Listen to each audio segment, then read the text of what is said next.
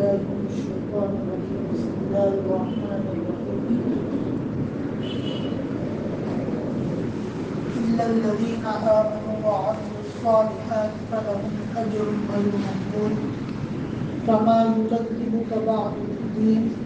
أليس الله بأحكم الحاكمين صدق الله العلي العظيم. معزز سامعین کرام، سورہ 3 کی تفسیر چل رہی تھی. سورہ 3 میں اللہ تبارک و تعالی نے اولاً 4 چیزوں کی قسم کھائی تھی، اور ان 4 چیزوں کی قسم کھانے کے بعد انسان کی شرافت اور کرامت کو بیان کیا گیا تھا کہ انسان یہ کتنی بڑی چیز ہے اور اللہ تبارک و تعالیٰ نے اس کو کس مرتبت سے اور کس عالی شان طریقے پر اللہ نے اس کو بنایا ہے. اس کی عظمت کو اللہ تبارک و تعالیٰ نے اس سورہ 3 کے اندر بیان کیا. اس عظمت کو بیان کرنے کے بعد پھر اللہ تبارک و تعالیٰ نے اس کے بعد والی آیت میں ہی ثم رددناہ اسفل سافلین کہہ کر اللہ نے اس انسان کی حقیقت کو بیان کر دیا کہ ایک طرف تو اس کی یہ عظمت اور مرتبت ہے کہ اللہ نے دنیا کی تمام چیزوں سے اعلیٰ، تمام چیزوں سے خوبصورت اور تمام چیزوں سے افضل اس انسان کو بنایا ہے. لیکن ایک وقت وہ بھی اس انسان پر آتا ہے کہ جب اللہ اس کو سب سے زیادہ نیچے درجے میں اتار دیتے ہیں، کہ جب اس کی حالت اللہ بعض مفسرین نے لکھا ہے کہ جانوروں سے بری ہو جاتی ہے، کہ جانور ایک حالت میں اس طرح ہوتا ہے کہ وہ اپنا کام خود کر لیتا ہے، لیکن انسان کی ایک حالت وہ آ جاتی ہے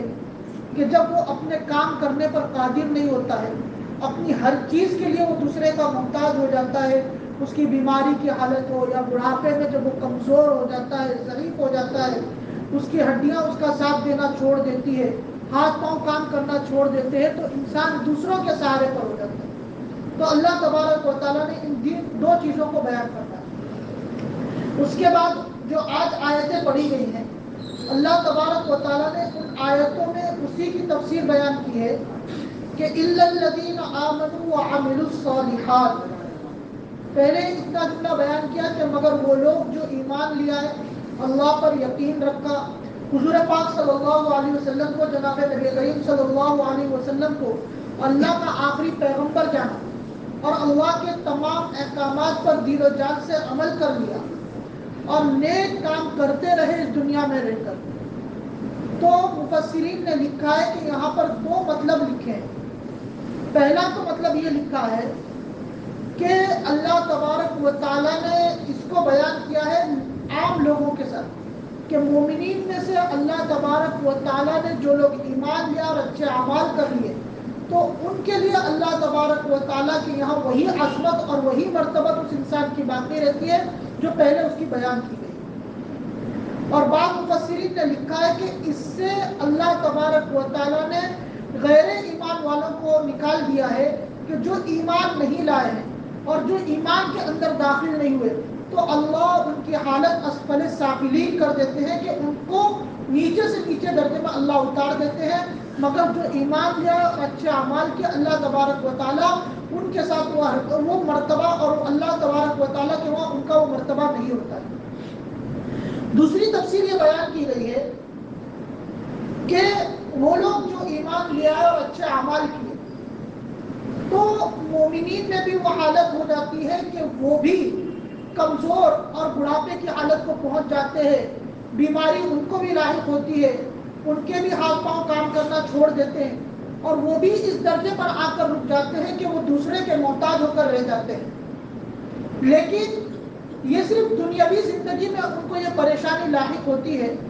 ان کا اخروی معاملہ جو ہے اور ان کا آخرت کا جو معاملہ ہے، وہ اللہ تبارک و تعالیٰ اس میں کوئی کمی نہیں آنے دیتے، اس کو اسی طرح باقی رکھتے ہیں کہ جس طرح وہ اپنی توانائی کے اندر، اپنی جوانی کے اندر جب اللہ نے ان کے ہاتھ پاؤں میں طاقت دی تھی، تو جو اچھے اعمال وہ کرتے رہتا تھا، اللہ تبارک و تعالیٰ اس تمام کا ثواب اس کو دیتے رہتے ہیں. اسی لیے حضرت انس رضی اللہ تعالیٰ عنہ کی روایت ہے کہ وہ فرماتے ہیں کہ جناب نبی کریم صلی اللہ علیہ وسلم نے فرمایا ہے کہ جب کوئی مومن اور کوئی مسلمان جب بیماری اس کو لاحق ہو جاتی ہے تو اللہ تبارک و تعالیٰ نام اعمال لکھنے والے فرشتوں سے کہہ دیتے ہیں کہ یہ اپنی صحت کے اندر اور اپنی طاقتور زمانے کے اندر اور اپنی توانائی اور طاقت والے زمانے میں جو خیر کے اعمال یہ کیا کرتے تھے اور اب اپنی بیماری یا کمزوری یا اپنی طاقت نہ ہونے کی وجہ سے نہیں کر پا رہا ہے تو اس زمانے کے اعمال کو ابھی بھی اس کے نام اعمال میں لکھتے رہو. دوسرا جملہ اس میں ہے فَلَهُمْ أَجْرٌ غَيْرُ مَمْنُونٍ کہ ان کے لیے ایسا اجر ہوگا جو کبھی ختم ہونے والا نہیں. مفسرین نے لکھا ہے کہ اللہ تبارک و تعالیٰ نے اکثر جگہوں پر قرآن مجید میں کہا ہے کہ وہ لوگ جو ایمان لائے اور اچھے اعمال کیے تو پھر اس کے بعد ہے کہ ان کے لیے ایسے باغات ہوں گے جس کے نیچے نہریں جاری ہوگی اور جنت کی خوشنمائی اور یہ سب بیان کیا گیا ہے. لیکن اس صورت کے اندر اللہ تبارک و تعالیٰ نے بیان کیا ہے کہ جنت کی خوشنمائی کو بیان نہیں کیا, جنت کی نعمتوں کو بیان نہیں کیا, بلکہ یہ فرمایا کہ وہ لوگ جو ایمان لائے اور اچھے اعمال کر لیے تو ان کے لیے اللہ نے ایک ایسا اجر کر رکھا ہے جو کبھی ختم ہونے والا ہے. ایک تو اجر وہ ہے جو ابھی بیان کیا اوپر بھی کہ اس کے نام اعمال میں اس کی جوانی کے اعمال کو لکھا جائے گا تو وہ بڑھاپے میں آ جائے گا, یا وہ بیمار ہو جاتا ہے بستر پر ہو جاتا ہے یا بیماری کی وجہ سے وہ اعمال نہیں کر سکتا ہے تو جو صحت کے اندر وہ اعمال کرتا تھا اللہ تبارک و تعالیٰ اس اعمال کو لکھتے رہتے ہیں, لہذا اس کے اعمال کے اندر کوئی کمی نہیں لائق ہوتی. دوسرا مطلب مفسرین نے لکھا ہے کہ اللہ تبارک و تعالیٰ اس کو دنیا کے اندر بھی کبھی ختم نہ ہونے والا ایک اجر دے دیتے ہیں. یعنی اس کا مطلب یہ ہے کہ اللہ تبارک و تعالیٰ اس انسان کو اس مرتبے تک پہنچا دیتے ہیں اور اس درجے تک پہنچا دیتے ہیں کہ جب وہ بڑھاپے کی حالت کو آ جاتا ہے اور جب اس کے اعضاء اور اس کی جوارح اور اس کی طاقت ختم ہو جاتی ہے, وہ چلنے پھرنے کے قادر بھی نہیں رہتا ہے, تو اللہ تبارک و تعالیٰ ایسے مخلص لوگوں کو اس کے ساتھ پیدا فرما دیتے ہیں جو اس کی خدمت کو اپنے لیے باعث سعادت سمجھتے ہیں, جو اس کی خدمت کرنے کو اپنے لیے ایک فخر محسوس کرتے ہیں کہ ہم ان کی خدمت کر لیں تو ہم کامیاب ہو جائیں گے, ہمیں کچھ اللہ کی نعمتیں حاصل ہو جائے گی, کچھ اللہ کا قرب حاصل ہو جائے گا, اللہ کا کچھ اللہ کا کچھ جو ہے اللہ کی ذکر کرنے کا طریقہ معلوم ہو جائے گا اور ہم کچھ ایمان کو سیکھ لیں گے. تو اللہ مفسرین نے لکھا ہے کہ وہ ایسا اجر اللہ ان کو دے دیتے ہیں اس دنیا کے بھی اندر مادی زندگی میں بھی کہ ایسے مخلص لوگ ان کے ساتھ پیدا ہو جاتے ہیں جو ان کی خدمت کو اپنے لیے باعث سعادت سمجھتے ہیں, اور پھر وہ اس خدمت کے ساتھ ساتھ ان سے فائدہ اٹھانے کے لیے لوگ در آتے رہتے ہیں اور ان سے فائدہ اٹھاتے رہتے ہیں, جس کی وجہ سے ان کے نام اعمال میں بڑھوتری ہوتی جاتی ہے, اور جو کام دوسرے لوگ ان سے فائدہ اٹھا کر کرتے ہیں تو اللہ تبارک و تعالیٰ ان کے بدلے میں اس کے نام اعمال میں بھی بڑھوتری کرتے جاتے ہیں. لہذا اس وجہ سے کہا ہے کہ وہ لوگ جو ایمان لائے اور اچھے اعمال کیے تو ان کے لیے اللہ نے ایسا اجر کر رکھا ہے جو کبھی ختم نہ ہوگا. پھر آگے فرمایا اللہ تبارک و تعالیٰ نے فرمایا یکذبک بعد بالدین, اور پھر کون چیزیں تجھ کو قیامت کے بارے میں جھٹلاتی ہے. اللہ تبارک و تعالیٰ یہاں پر فرماتے ہیں کہ بھائی اللہ نے اس صورت کے اندر پہلے انسان کی عظمت کو بیان کیا, پھر اللہ تبارک و تعالیٰ نے اس انسان کے دوسرے بھی مرتبے کو بیان کر دیا کہ اللہ تبارک و تعالیٰ اس بات پر قادر ہے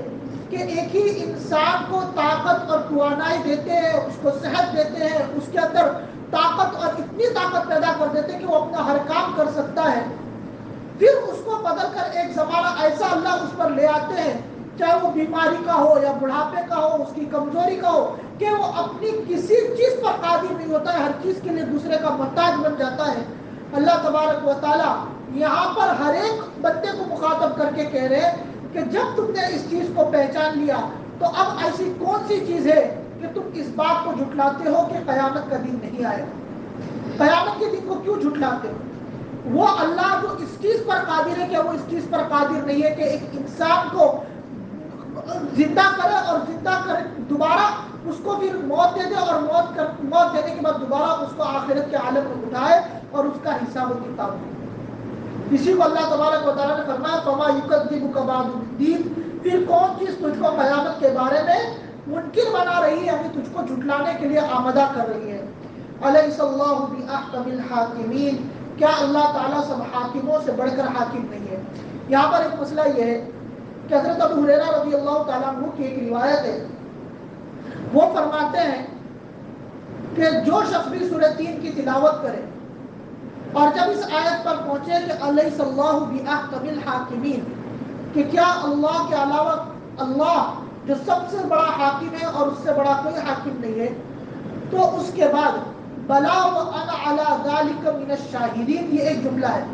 اس کا ترجمہ ہاں،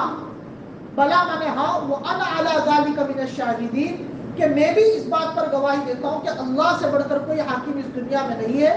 یہ کہنا مستحب ہے۔ علماء نے لکھا ہے کہ اس کو کہنا مستحب ہے، اور جب بھی سورہ 3 کی کوئی تلاوت کرے تو اس آیت کے بعد اس الفاظ کو دہرا دے، یہ مستحب عمل ہے۔ اب ایک بار پوری سورت کا ہم ترجمہ کر لیتے ہیں۔ والتین والزیتون، قسم ہے انجیر کی اور زیتون کے تیل کی یا زیتون کے درخت کی، وطور سینین اور طور سینا کی، وہذا البلد الامین اور اس امن والے شہر کی۔ امن والے شہر سے بتایا گیا تھا کہ مکہ معظمہ مراد ہے۔ لقد خلقنا الانسان فی احسن تقویم، لقد میں یہاں پر جو اہل عرب ہے یا جو عربی جانتے ہیں وہ سمجھتے ہیں کہ یہاں پر اللہ نے دو تاکید بیان کی، ایک لام کے ذریعے بھی اور ایک قد کے ذریعے بھی، یعنی اللہ نے اس بات کو ڈبل پختہ کر کے بیان کیا ہے کہ تحقیق کے ہم نے انسان کو سب سے خوبصورت سانچے میں ڈالا ہے، یعنی اللہ نے ڈبل بار اس کو بیان، ڈبل تاکید لگا دی کہ اس سے زیادہ پختہ بات اور اس سے زیادہ مضبوط بات اور کوئی نہیں ہو سکتی ہے کہ ہم نے انسان کو خوبصورت سانچے میں ڈالا ہے۔ ثم رددناہ اسفل سافلین، پھر ان میں جو بوڑھا ہو جاتا ہے ہم اس کو پستی والوں کی طرف لوٹا دیتے ہیں۔ الا الذین آمنوا وعملوا الصالحات فلهم اجر غیر ممنون، مگر وہ لوگ جو ایمان لائے اور اچھے اعمال کیے بس ان کے لیے ایسا اجر ہے جو کبھی ختم نہیں ہوگا۔ فما یکذبک بعد بالدین، کیا چیز ہے تم کو جھٹلاتی ہے اس کے بعد قیامت کے دن سے؟ الیس اللہ باحکم الحاکمین، کیا اللہ تعالیٰ سب حاکموں سے بڑھ کر حاکم نہیں ہے؟ ہم اس کے بعد کہیں گے بلا وانا علی ذلک لمن الشاہدین، کہ جی بالکل ہم بھی اس بات کا اقرار اور گواہی دیتے ہیں کہ اللہ سب حاکموں سے بڑھ کر حاکم ہے۔ اللہ تبارک و تعالیٰ عمل کی توفیق عطا فرمائے۔